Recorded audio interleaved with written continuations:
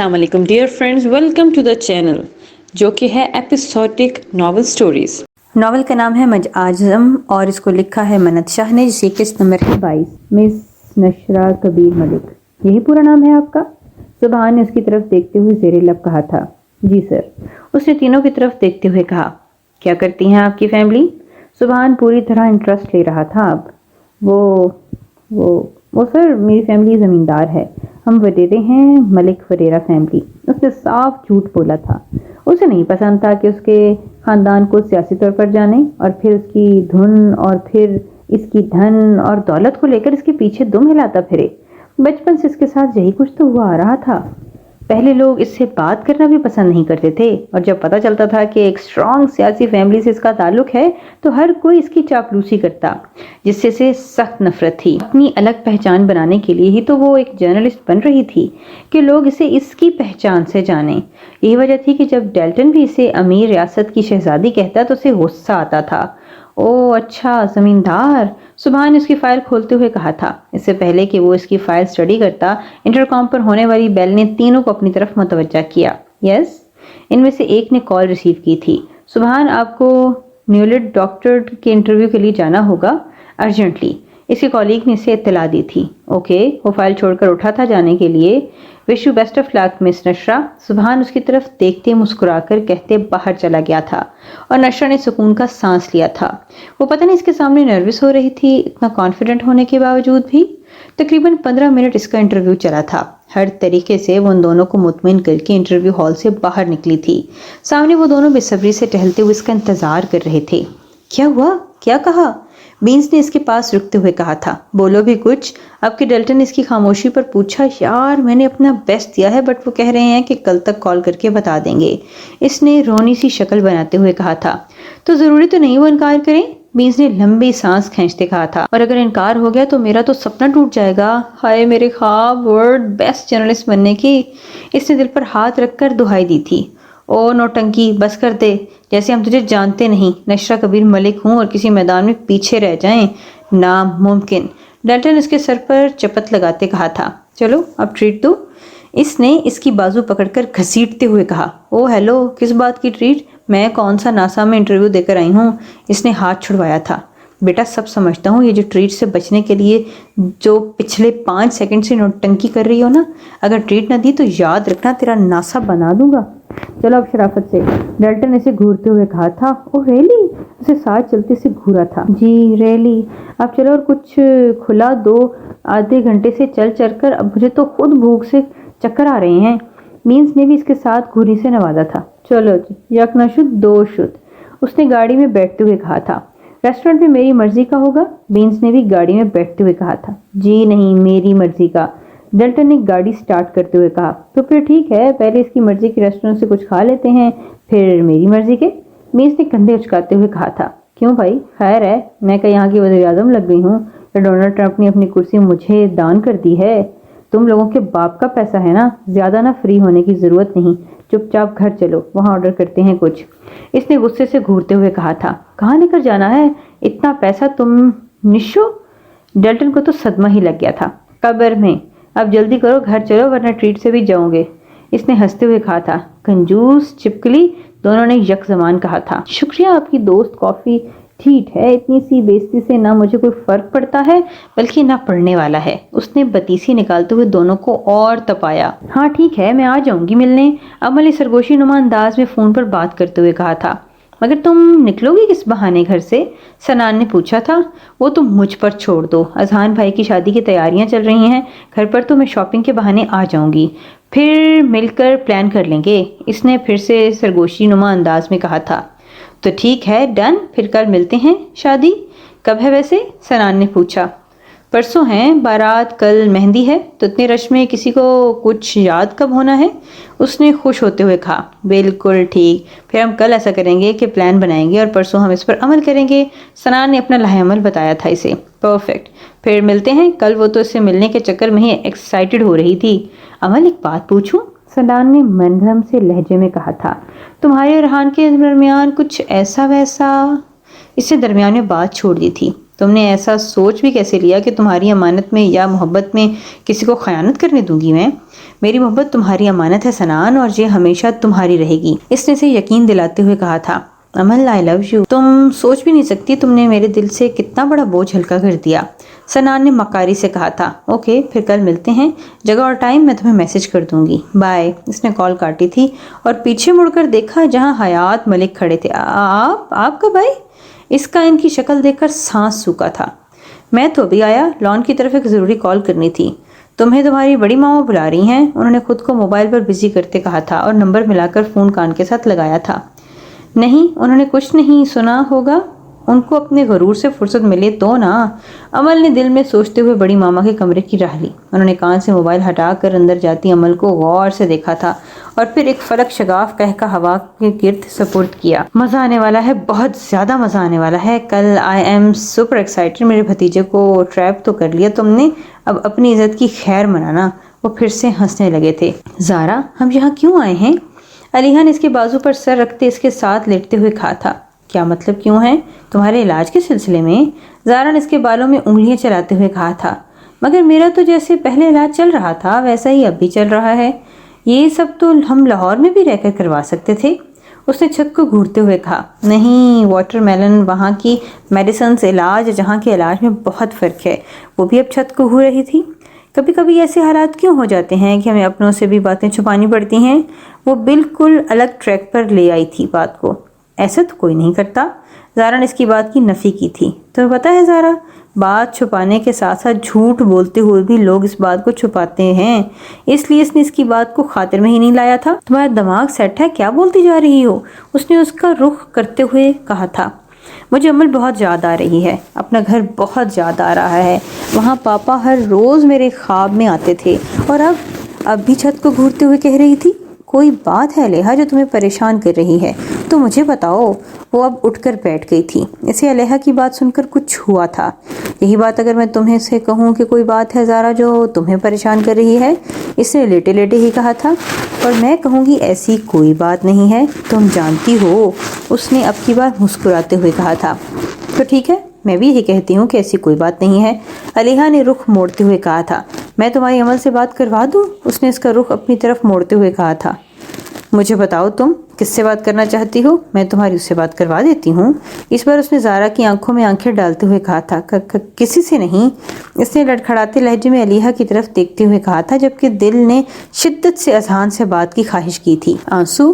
علیحا نے اس کی آنکھوں میں امٹتے آنسو کو گرنے سے پہلے اپنی انگلیوں کے پوروں پر چنتے اس کے سامنے کرتے کہا۔ زارا کو خوف آیا تو اس کے اس بیہیویئر سے، وہ سچ جو وہ خود سے بھی چھپانا چاہتی تھی، وہ چادر جو اذہان کی محبت نے اس پر چڑھا دی تھی، جانے انجانے میں وہ اس نے اس میں خود کو چھپا لیا تھا۔ اسے ڈر تھا کہ اس کا عکس کہیں کسی کو نظر نہ آ جائے۔ وہ اس چادر میں چھپے رہنے کے باوجود بھی کسی کو نظر نہیں آنا چاہتی تھی، اور سب سے زیادہ ڈر اسے علیحا کا تھا۔ وہ 16 سال کی بچی اس کے من کا عکس تھی، اس کا سایہ تھی، اور آبزرویشن اور دماغ اس کا بہت زیادہ تھا۔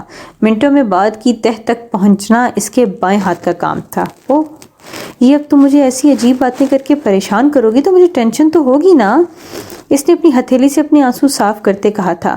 کسی کا دل توڑنا بہت بری بات ہے زارا درید، اور کسی کو تکلیف پہنچانے سے زیادہ برا فعل ہے یہ، کیونکہ زخم تو بھر جاتے ہیں مگر کسی کی دل آزاری کی جائے تو وہ پھر نہ تو دوبارہ جڑتا ہے اور نہ ہی اس قابل رہتا ہے کہ خوش رہ سکے، اور زارا درید اللہ دلزاری کو بالکل بھی معاف نہیں کرتا۔ ایسا کچھ تم نے مجھے بتایا تھا، اس نے پھر سے اس کی آنکھوں میں آنکھیں ڈالتے کہا تھا۔ تم کس کا دل دکھانے کی بات کر رہی ہو علیحا؟ اسے اب یقین ہو رہا تھا کہ وہ کوئی بھی بات بنا مقصد کے نہیں کر رہی۔ وہ علیحا درید تھی، احساسات کو سمجھنے میں ماہر۔ جنرل بات کر رہی ہوں، اس نے کندھے اچکاتے کہا تھا۔ مجھے بتاؤ، کیا کسی کو تکلیف دینے سے رب معاف نہیں کرتا، یا کسی کی دل آزاری کرنے سے؟ اس کی سوئی وہیں تھی۔ کسی کی دل آزاری کرنے کی معافی نہیں ہے، کیونکہ اللہ اپنے حقوق معاف کر دیتا ہے، بندوں کے نہیں۔ زارا نے اس کی طرف دیکھتے اور اس کے کھوجتے ہوئے کہا تھا، مطلب اگر کوئی انسان نماز نہیں پڑھتا اور کسی انسان کی بہت زیادہ دل آزاری بھی کرتا ہے تو اللہ تعالیٰ کو اگر ان دونوں میں سے کسی ایک کے عمل کو اس بندے کو سزا دینی ہو تو وہ اس کو دل آزاری کی سزا دیں گے۔ I am right? علیحا نے سمجھتے ہوئے کہا تھا۔ ہاں کہہ سکتے ہیں، اس نے بھی اس کی بات کی تردید نہیں کی تھی۔ اچھا، اور کوئی آپ کو تکلیف پہنچائے اور پھر اس تکلیف سے آپ سے معافی مانگے تو کیا کرنا چاہیے؟ اس نے اگلا سوال کیا تھا۔ معاف کر دینا چاہیے، اس نے دھیمے لہجے میں کہا تھا، حالانکہ یہ بات وہ خود بھی جانتی تھی کہ وہ کس دل سے کہہ رہی ہے یہ لوگوں کے سامنے۔ علیحا نے اس کی طرف دیکھتے ہوئے کہا تھا، بالکل غلط زارا درید، تو نے مجھے بتایا تھا پردہ پوشی کا کہ اللہ پردہ پوشی کرنے والوں کو پسند کرتا ہے، تو بجائے اس کے کہ ہم تکلیف پہنچانے والے کو دنیا کے سامنے نشر کریں، ڈھنڈورا پیٹیں، ہمیں چاہیے کہ اس کے برے فعل کی پردہ پوشی کرتے ہوئے اسے قیامت تک معاف کر دینے کا بھی وعدہ کر لیں۔ دل آزاری، پردہ پوشی، عفو درگزر، ان کے بارے میں سوچنا ضرور، مگر میری نظریے سے ایک بار۔ گڈ نائٹ، اس نے اس کی گال چوم کر کروٹ لے کر لیٹتے ہوئے کہا۔ زارا اس کے پاس سے اٹھ کر کھڑکی کے پاس آ کر کھڑی ہو گئی، آنسو آنکھوں سے مسلسل بہہ رہے تھے۔ اتنا آسان نہیں ہوتا علیحا درید معاف کرنا، کاش تمہارے لفظوں کی طرح ہی آسان ہوتا، یہ سب جس پر گزرتی ہے نا وہی جانتا ہے اس کرب، اس تکلیف کو، باقی تو سب بڑی بڑی باتیں کرنا جانتے ہیں۔ میری جگہ کوئی بھی ہوتا تو اب تک اذہان حیات ملک کو پھانسی کی سزا سنا چکا ہوتا۔ اس نے آنسو صاف کیے تھے اپنے جب اسے پھر سے علیحا کی آواز سنائی دی۔ یہ بھی سوچنا زارا درید کہ جو ہوتا ہے اس میں کوئی نہ کوئی بہتری ہوتی ہے، یا تو آپ کے حق میں یا پھر جس نے آپ کو تکلیف دی ہوتی ہے اس کے حق میں۔ اس دنیا میں ہونے والا کوئی بھی عمل بیکار نہیں ہوتا، جلدی سو جانا۔ علیحا نے بند آنکھوں سے لیمپ لائٹ آف کرتے کہا تھا، بہتری تو ہوئی ہے، دیکھو کتنی بہتری ہوئی ہے، میں اپنے گھر سے دربدر ہو گئی ہوں، اپنی خوشیوں سے دربدر ہو گئی ہوں، اپنی بہن کو غیروں کے سپرد کر آئی ہوں، اپنی شناخت چھپاتی پھرتی ہوں، تمہیں کس کس بات کے لیے معاف کروں میں اذہان حیات ملک، کس کس بات پر تمہاری پردہ ڈالوں؟ کیا میں تمہاری عیبوں پر پردہ ڈال سکتی ہوں جسے تم نے بے پردہ کیا تھا؟ کیا میں تم سے تمہاری دل آزاری کی معافی مانگ سکتی ہوں جو میں نے تمہیں دھوکہ دے کر پہنچائی؟ نہیں اذہان حیات ملک، میں فرشتہ نہیں ہوں، میرے سینے میں بھی دل ہے، جذبات ہیں، احساسات ہیں جن کو تم نے بہت بری طرح مجروح کیا ہے، اب تم تڑپو گے ہمیشہ۔ اس نے اپنی سسکیوں کو دباتے ہوئے کہا تھا، کیسی بات ہے نا، میں تمہیں معاف کر کے بھی معاف نہیں کر پا رہی، میں تمہارے حق میں برا بھی چاہتی ہوں اور خیر بھی، پل بھر میں تم میرے لیے ظالم بھی ہو اور مظلوم بھی۔ اپنی یادوں کو، اپنے احساس کو مجھ سے دور رکھو، خدا کا واسطہ ہے۔ وہ اپنے دونوں ہاتھ جوڑے زمین پر بیٹھی چلی جا رہی تھی۔ اسے روتا دیکھ کر علیحا کی آنکھوں سے بھی آنسو نکلے تھے۔ وہ جانتی تھی کہ وہ کبھی بھی اس احساس کو قبول نہیں کرے گی، بلکہ ایسے ہی خود اذیت دیتی رہے گی۔ عمل، اللہ کرے عمل ٹھیک ہو، مجھے اس سے بات کرنی چاہیے۔ اس نے ایسی حرکت کیوں کی؟ کیوں مجھے اذان کی تصویریں اور ویڈیو سینڈ کی؟ اس نے آنسو پوچھتے ہوئے دل میں کہا تھا اور پھر اپنا موبائل لے کر روم کا دروازہ بند کر کے باہر آ گئی تھی۔ علیحا نے اسے جاتا دیکھ کر ٹھنڈی سانس بھری تھی اور پھر آنکھیں بند کر لیں سونے کے لیے۔ ہیلو عمل، کیسی ہو؟ اس نے فون ملا کر عمل کی آواز سنتے ہوئے کہا تھا۔ میں ٹھیک ہوں چمچم، کیسی ہے؟ تم لوگوں کو میری یاد نہیں آتی؟ اس نے شکوہ کیا تھا۔ اتنا شور کیوں ہے پیچھے؟ زارا نے کہا تھا۔ گھر پر اذہان بھائی کی شادی ہے تو ڈھولک بج رہی ہے۔ اس نے اس کی تڑپ میں مزید اضافہ کیا تھا یہ بات بتا کر، حساب عمر کا اتنا سا گوشوارہ ہے، تمہیں نکال کر دیکھا تو سب خسارہ ہے۔ اچھا صحیح، اس کی آنکھوں سے موتی ٹوٹ کر گرے تھے۔ تم ان کے گھر چلی گئی ہو، فارم ہاؤس پر نہیں ہو کیا؟ زارا نے نم آواز میں پوچھا تھا۔ ہاں، ارحان لے آیا تھا گھر، یہاں سب بہت اچھے ہیں، بڑی ماما، کبیر انکل، ارحان کے پاپا بس حیات ملک تھوڑے نہیں بہت زیادہ کھڑوس ہیں، اس نے زارا کو بتایا۔ انہوں نے تمہیں ایکسیپٹ کر لیا؟ اس نے پوچھا تھا۔ ہاں سب نے کر لیا تھا، مگر اذہان بھائی کے پاپا، انہوں نے بہت سنائی تھی، مگر جس طرح پھر اذہان بھائی نے مجھے پروٹیکٹ کیا تھا، وہ سب کے سامنے بہن کہا، سچی میرا سگا بھائی بھی ہوتا تو شاید میرے لیے اتنا نہ کر پاتا، اس نے خوش ہوتے ہوئے کہا تھا۔ تو تم نے اسے بھائی مان لیا؟ اس نے تجسس سے پوچھا تھا۔ میرے پاس دو راستے تھے زارا، بدلہ اور عفو درگزر۔ میں نے اپنے نبی پاک کے راستے کو اپنایا، میں نے انہیں معاف کر دیا، اس نے نرم لہجے میں کہا۔ تم نے مجھے وہ ویڈیوز اور پکس کیوں بھیجی؟ اس نے ٹوٹے لہجے میں پوچھا تھا۔ یہ بتانے کے لیے کہ بابا کی تربیت کو خسارے میں مت ڈالو، اگر کوئی آپ کے لیے مر رہا ہو تو اسے مار نہیں دیتے بلکہ اسے جینے کی نوید دیتے ہیں۔ تمہاری چند دن کی جدائی نے اسے شیر کو پچھاڑ دیا ہے، اس کی تڑپ کا عالم دیکھو تو تم جانو کہ انسان محبت کے معاملے میں کتنا بے بس۔ اس نے زارا کو حقیقت بتائی تھی۔ 2 دن کا خمار ہے، اتر جائے گا، زارا نے سرد لہجے میں کہا تھا۔ مجھے بھی یہی لگا تھا، مگر جب انسان ہوش و خرد سے بیگانہ ہو اور دیوانگی کے عالم میں پہنچا ہو تب بھی وہ اس دنیا میں رہنے والے کسی ذی روح کے نام کی مالا جپے تو اسے دیوانگی نہیں، محبت کی تلاوت کہتے ہیں۔ تلاوت جانتی ہو کیا ہوتی ہے؟ ایسی کتاب کی ترتیل جو مقدس ہو ہر لحاظ سے، اور مجھے لگتا ہے محبت کی کتاب بھی مقدس ہے جس کی تلاوت ہر کوئی نہیں کر پاتا۔ یہ تو چند مقدس لوگوں پر ہی اترتی ہے۔ عمل نے یہ بات کہہ کر اس کی روح کو جھنجھوڑا تھا۔ جن کی بنیادیں کمزور ہوں ان پر ایسی مقدس چیزیں نہیں اترتی۔ اس نے بھی دو بدو جواب دیا تھا، ہدایت کی رہنمائی اسی دنیا کے لیے بنائی گئی ہے۔ حضرت عمر فاروق اسلام لانے سے پہلے ایک بہت بڑے کافر تھے۔ ایک دن بہن کو تلاوت قرآن پڑھتے سنا تو طیش میں آ گئے، کہا مجھے بھی سناؤ۔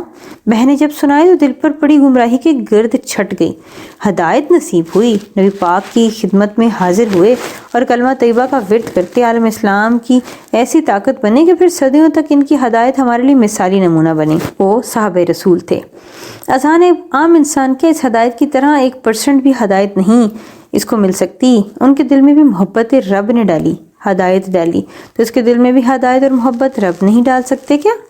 ہم برے کو ہمیشہ برا ہی تسلیم کیوں کر لیتے ہیں، چاہے وہ کتنا بھی اچھا کیوں نہ ہو جائے؟ ہم کیوں اپنے فتوے دینے سے باز نہیں آتے؟ کیوں ہم اسے اس کی پچھلی زندگی گنوا کر اور پھر اس کو گنواتے بھی ہیں اور اس دہانے پر لے آتے ہیں کہ وہ نہ پھر زندوں میں رہتا ہے نہ مردوں میں؟ اس کی عقل مفلوج کر دیتے ہیں اور اس کا ذہن کند۔ ہم کسی انسان کو ہدایت کا کھلے دل سے تسلیم کیوں نہیں کرتے؟ کیونکہ ہم اس کی بنیادیں گنوانے کی کھوکھلی دلیلیں ڈھونڈتے ہیں۔ کیوں ہم اس میں دوبارہ سے برائی ڈھونڈتے ہیں؟ اور پھر اس نے ایک ایک لفظ پر زور دیتے کہا تھا، عمل تو میری بات سنو ذرا، اس کے حق میں تھوڑی نرمی اختیار کر لو کیونکہ یہ رب کا فرمان ہے۔ اس نے اس کی بات کاٹتے ہوئے کہا تھا اور فون بند کر دیا تھا۔ صحیح یہ تو کہہ رہی تھی، وہ اس میں غلط کیا تھا؟ نرمی ہی تو نہیں کر رہی تھی وہ، نہ اپنے حق میں نہ اس کے حق میں۔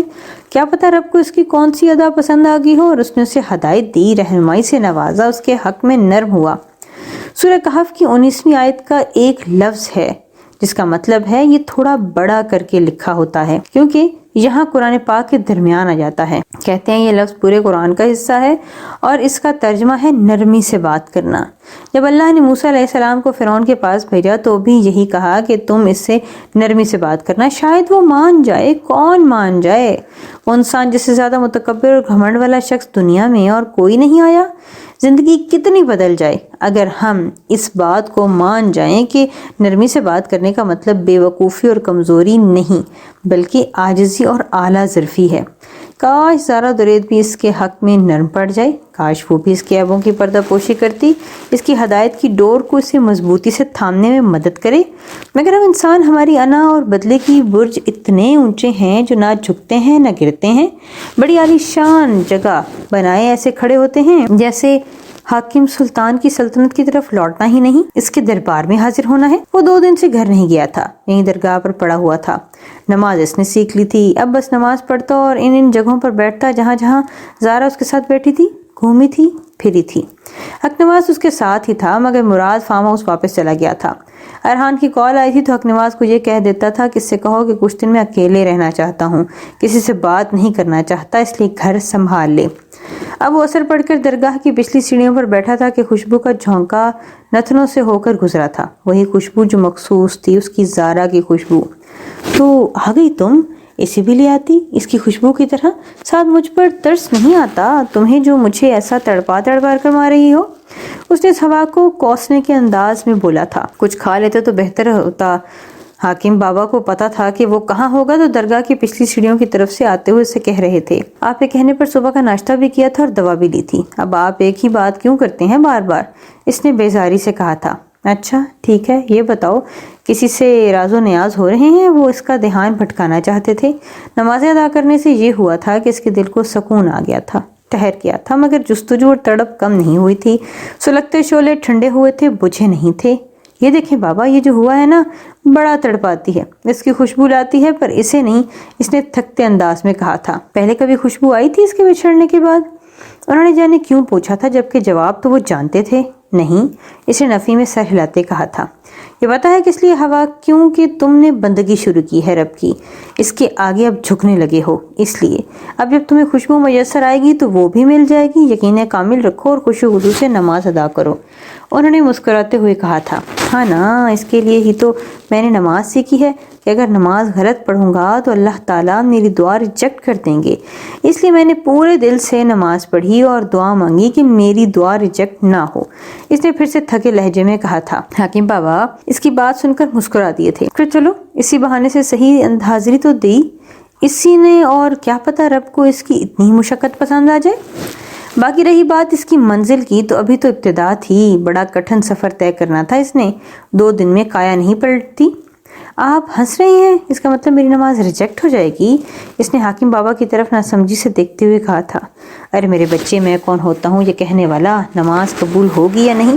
مجھے تو اپنا بھی نہیں پتا، میں تو خود ایک لرزتا ہوا پتا ہوں جو اتنی سی کوتاہی سے پستیوں میں گر جائے گا۔ انہوں نے اس کے چہرے کی طرف دیکھتے کہا تھا، بابا کیا وہ میری سن لیں گے؟ کیا وہ میری پچھلی ساری غلطیوں کو معاف کر کے میری دعا کو قبول کریں گے؟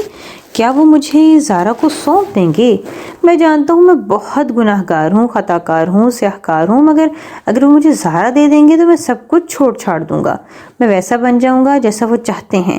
بس ایک بار اسے میرے نصیب میں لکھ دیں، وہ ایک بار اسے میری تقدیر میں لکھ دیں، میرے درد کو کم کر دیں، میری تڑپ کو، میری سسکیوں کو دیکھتے ہوئے مجھے زارا مجھے دے دیں۔ بابا مجھے سکون کی اشد ضرورت ہے، وہ مجھے صرف اور صرف اس کی موجودگی میں ہی مل سکتا ہے۔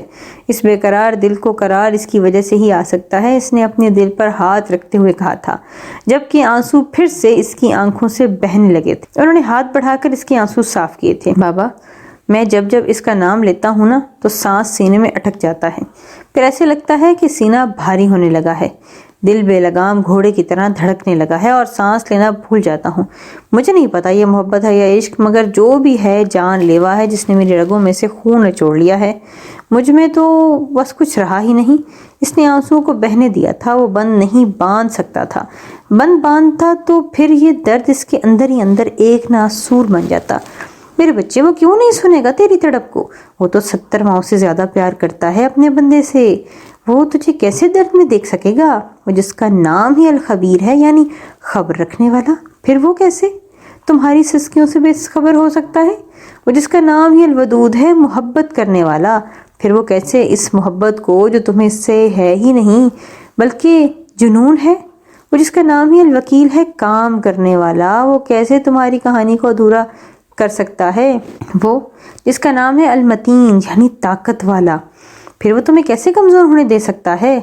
وہ تو تمہاری شہرک سے بھی بہت زیادہ قریب ہے، وہ خبر رکھتا ہے تمہاری آتی جاتی سانس کی، کبھی تنہائی میں بیٹھ کر اس سے باتیں کرنے کی، دکھ درد اس کے سپرد کرنا، پھر دیکھنا تم اس سے بہتر رازودار کسی کو نہیں پاؤ گے، اس سے بہتر دوست کسی کو نہیں پاؤ گے۔ دوستی کر کے تو دیکھو اس سے، اتنی محبتیں لوٹائے گا وہ تم پر کہ تم اس کی محبتیں اور رحمتیں سمیٹتے سمیٹتے تھک جاؤ گے۔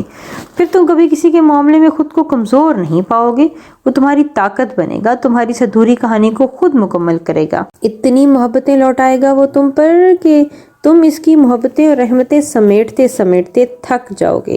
پھر تم کبھی کسی معاملے میں خود کو کمزور نہیں پاؤ گے، وہ تمہاری طاقت بنے گا، تمہاری اس ادھوری کہانی کو خود مکمل کرے گا۔ انہوں نے مسکراتے ہوئے کہا تھا، وہ میرے دوست بن جائیں گے؟ اس نے ان کی طرف ناسمجھی سے دیکھتے ہوئے کہا تھا، اذہان وہ تمہارے دوست بن چکے ہیں، اگر وہ تمہارے دوست نہ بنتے تو تمہیں اس سجدے کی توفیق کیسے دیتے؟